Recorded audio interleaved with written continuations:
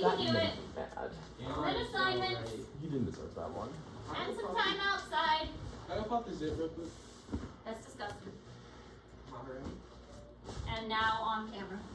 Or recording, anyway. Can I? I mean, don't you want to hear notes? Evidently. Okay.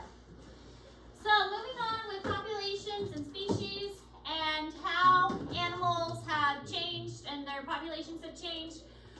Human population analysis, that's what we were doing, right, with you guys? I feel like, yes, human population due this week. I graded your guys' soil papers for the most part pretty good. You all remembered, we're excited this time, so that's a step up. But yeah, for the most part, your guys' soil papers were really good. Good job. So, yeah.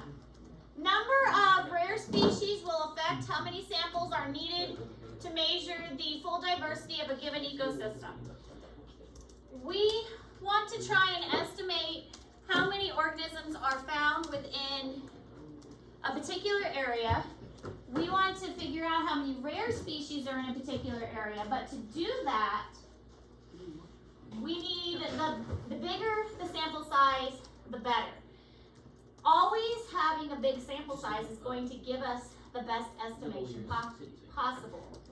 Basically, the more diversity, the more chance of finding a rare species. I mean, that's kind of a given. A lot of this, again, is logical stuff. If there are more animals out there, then yeah, you're probably going to find a rare species. But also, the more samples you would need to take. So that's why having lots of samples and having a large sample size, you're more likely to find something that is advisable and something that is unique to that area. Let's take lots of different samples so that we can get a good variety.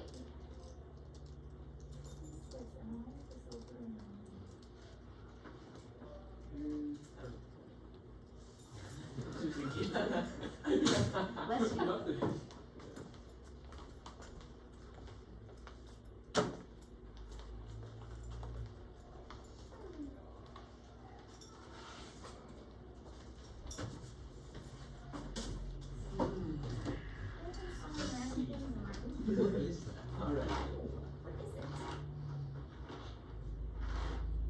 What is it? Models.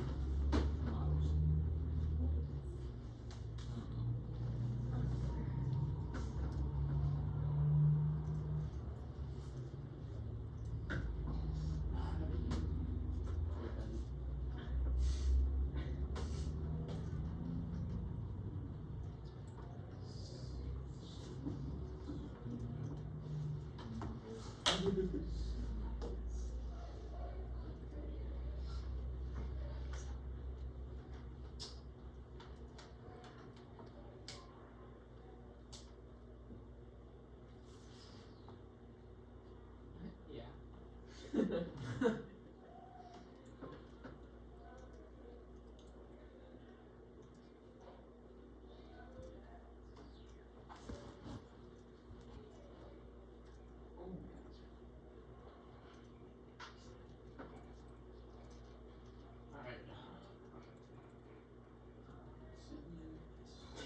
Come on.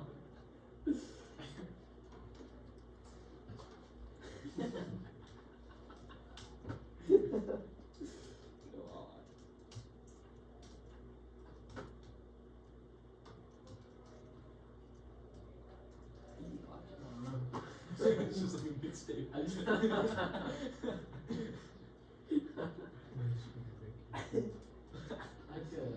use all bigger and stand up right now.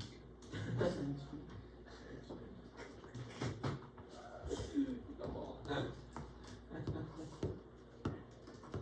What you need to do is go on Reddit. Gasser seems to really like Reddit. He talks about it a lot. I know exactly why he's on Reddit. You sure? I don't have Reddit. I'm gonna get it. I don't want to. I feel weird. You know there's a website now? Look up City Sweeney. Come on, man. Chelsea just spotted out of the blue from Euphoria. That wasn't her first show. What was it? Look up, dog.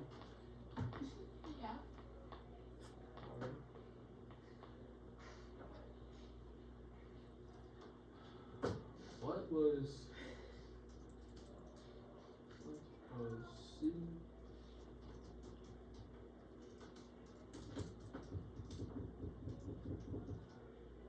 First community. Obviously in time.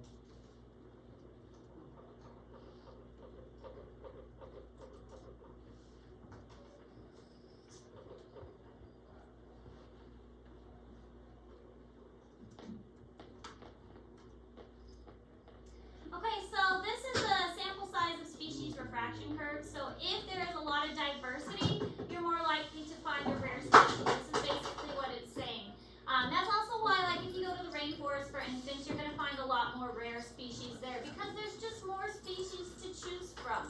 So the likelihood of finding a rare species is going to be higher because there's more different kinds of species that you're going to find there. There's more to pick from. So it makes sense that there's going to be a rare species that you find there. Now there's things called species diversity, species richness, and species evenness. Species diversity is based up of richness and evenness. So it's kind of, diversity is a combination of these two. Richness is the number of species in the community, and evenness is the abundance. So I kind of like how this is showing here. It displays the two. The number of species in the community is the richness. So overall, like how many, this is high richness. And then the evenness is how even. This is even. Because this is not even, because there's a difference in the number. And this one's even because there's two of everything. And this one has a richness because there's a variety. And this one is not very rich because there's not a big variety. So more rich, less rich. More even, less even. And so this would be a good example of diversity. And this is an example of not as much diversity. Yep.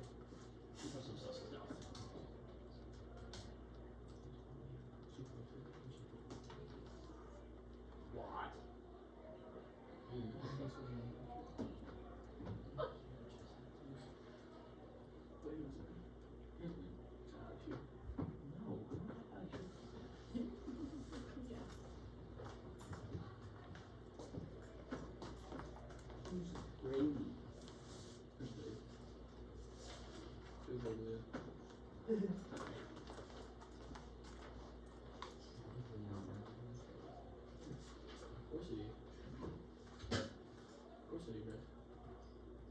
Oh my god, dude. Ew. I put my mouth. What am I watching about you? I just, oh. Seriously, I'm filming a lot.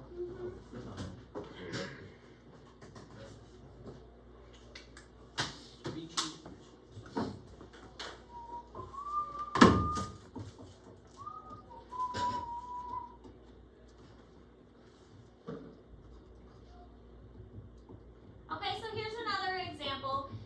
This is not a very diverse area, like a forest, because you can see a lot of this one type of tree. This one is a lot more diverse. You've got a lot of different kinds of trees spread throughout. So this would be a more mature, a healthier forest overall. We've already mentioned that more diverse equals healthier.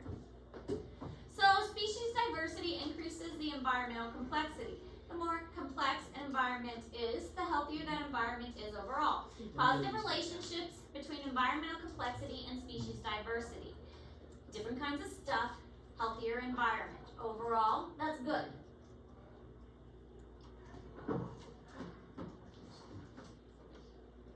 My mom knew. What do the kids know?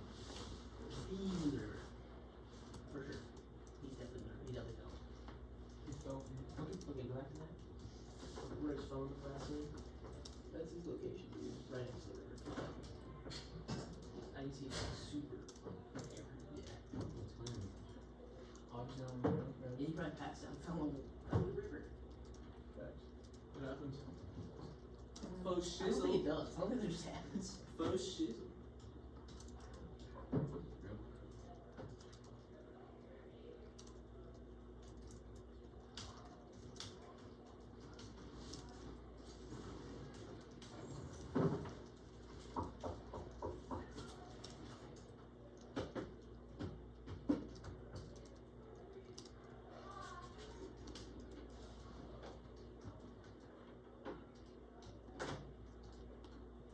Did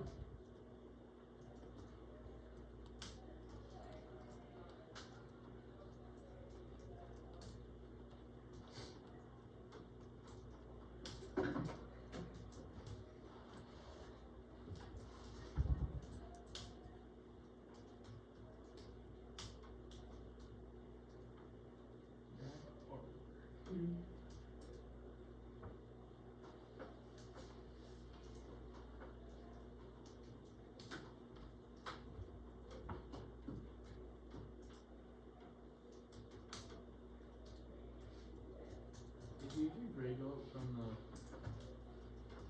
paper? I don't know, I don't remember.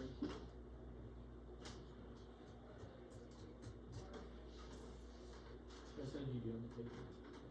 Right, this is all showing the same thing, height, foliage, and bird diversity. The higher the foliage, the more places that birds can live. Think of it as like an apartment complex. Birds can live in different levels, just like people can live in different levels of an apartment complex. People can live in lower apartment levels or higher ones. So same with birds. Birds can live in different levels of that. So taller tree, more levels and more diversity for the birds. Oops, went too far. Variations in vegetation. Different plants live in different areas depending on the soil quality. So soil and water availability play a role in plant diversity, which in turn play a role in animal diversity. Some plants need deeper soil, some of them need soil that's not as deep, some of them need to live near water, some of them can survive further away from water. It really just depends on the plant and its needs. Some of them are going to have deeper root systems and some are going to have more shallow root systems.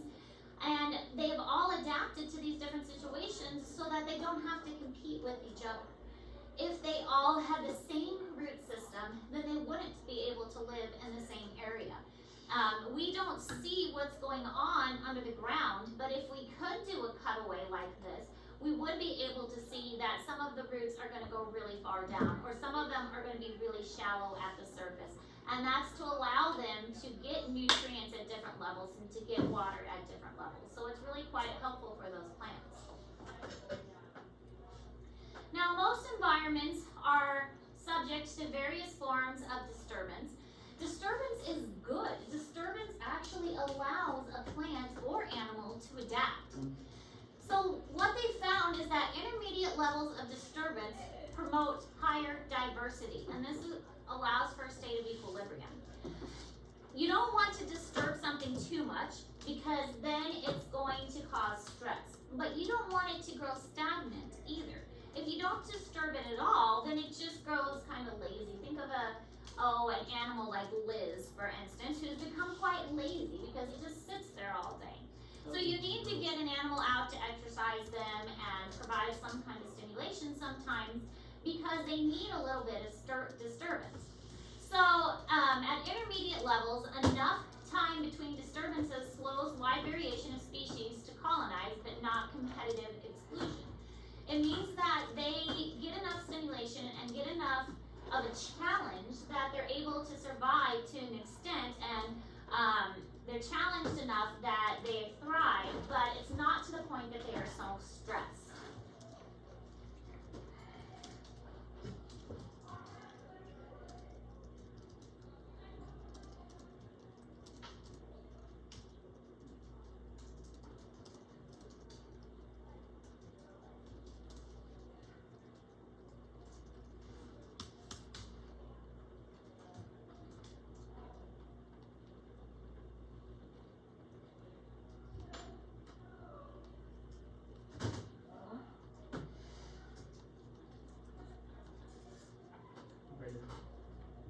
Why don't you just watch the movies in fiction and film? Like, literally all we have to do in that class is watch the movies and you just fall asleep.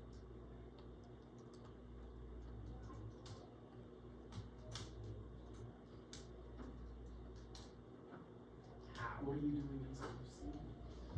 Playing Fallen Blue.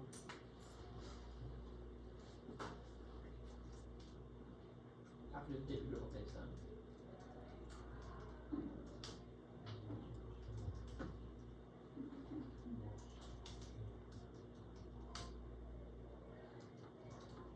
Like, how are you living? 7.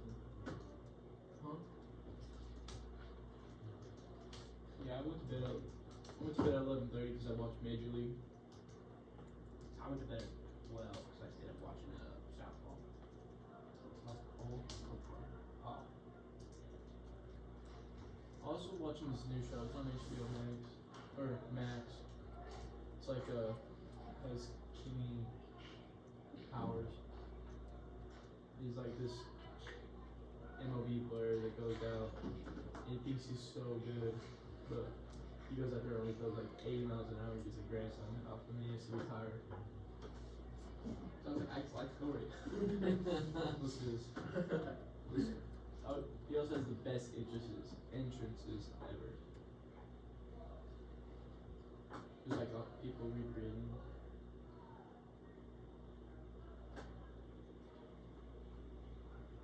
Oh, I see this. Now, high levels of disturbance lead to declines in diversity because the animal just basically gets too stressed. You can challenge to a point, but then it causes things to shut down. It's like every teacher's job is to challenge the students to a point, but not push them over that tipping point because then the students start to shut down. It's Like like guys are class. we have to find that balance. We have to challenge you just enough, but not push you too far because then you shut down.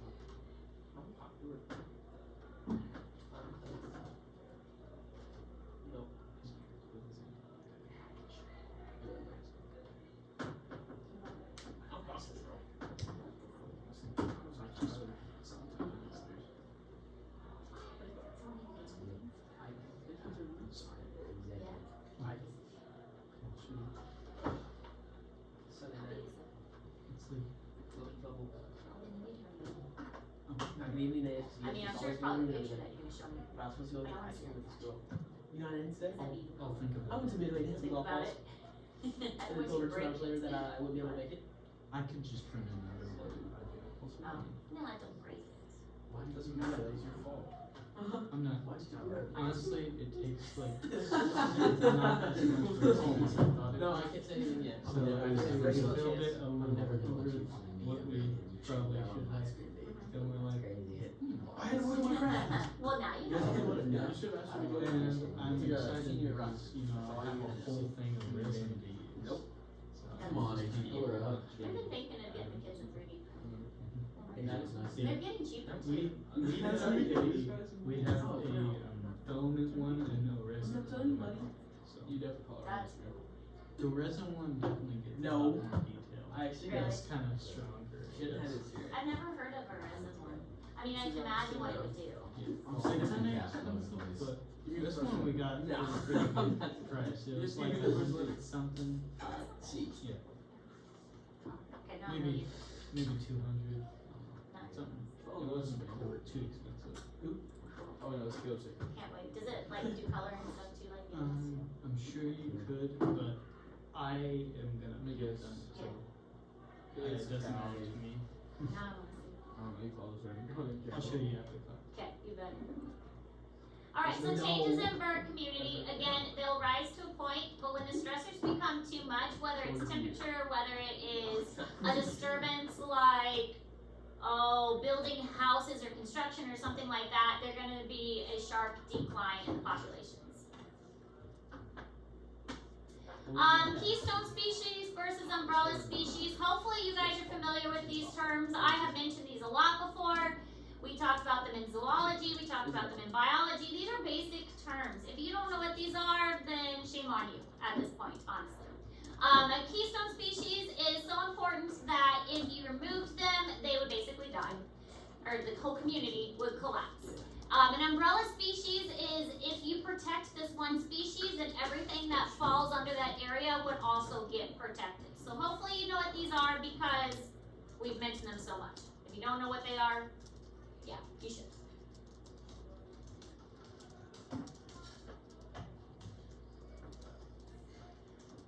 no way you're playing Star Wars right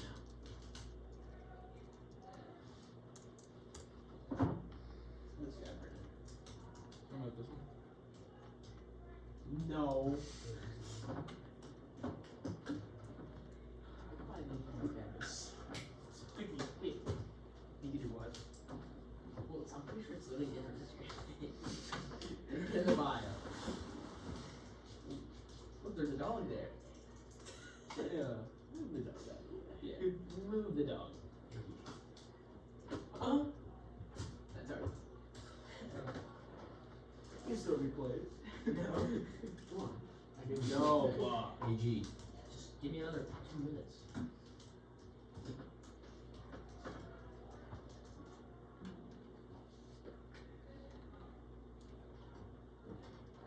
Super salty Power Rangers, super salty Power Rangers. Do you know who you like?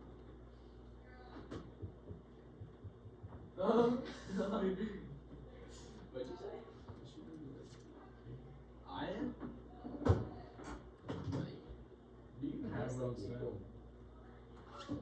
Oh, you looked her up? Alright, guys. Show me.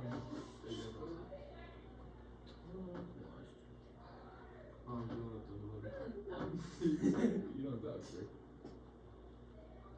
Alright, keystone species. A salmon is a good example. Wolves are a good example. The salmon goes from the ocean up the rivers during their breeding migration. So they're bringing nutrients from the ocean upstream, and then they get eaten by other things, such as a bear, and then if the bear drops them next to a tree, then they'll decompose. So basically the nutrients from the ocean are suddenly now nourishing a tree. So they're feeding other things by using the nutrients of the ocean. So it's really kind of neat that their nutrients Definitely not. come from the ocean but nourish things upstream that far. People just can't bear to see me. Alright, so everybody take out a piece of paper and we're gonna have a pop quiz. It's just 3 questions. What? Number 1 through 3. What if you don't have scratch paper with you? Then you get a piece of paper from up there. Just 3 questions. I don't know how many points I'm gonna make for 3 questions though. Ooh, maybe I'll make it really hard and do 5 points each. 5 points each. Yeah, maybe. 15 points. 5 points each. Wait, are these gonna be like Oh my multiple gosh. choice? No. They're just set up.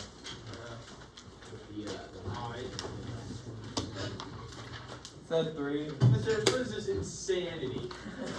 I'm more of a multiple choice kind of What? guy. Yes. That. Can you be like true or false? Bryce, put the notes away. What? Hey, you can sharpen it over here really quick.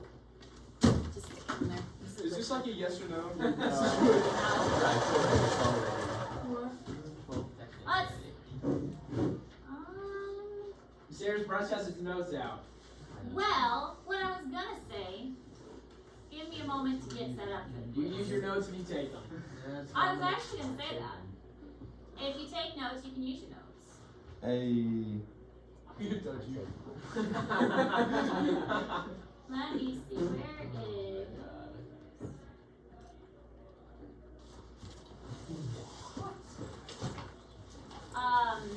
Take notes, you can use the notes. Let's go. But no phones. Put your phones down. And I'm gonna. You want me to pause this? You say a pod? Yes, pause that. How much you want?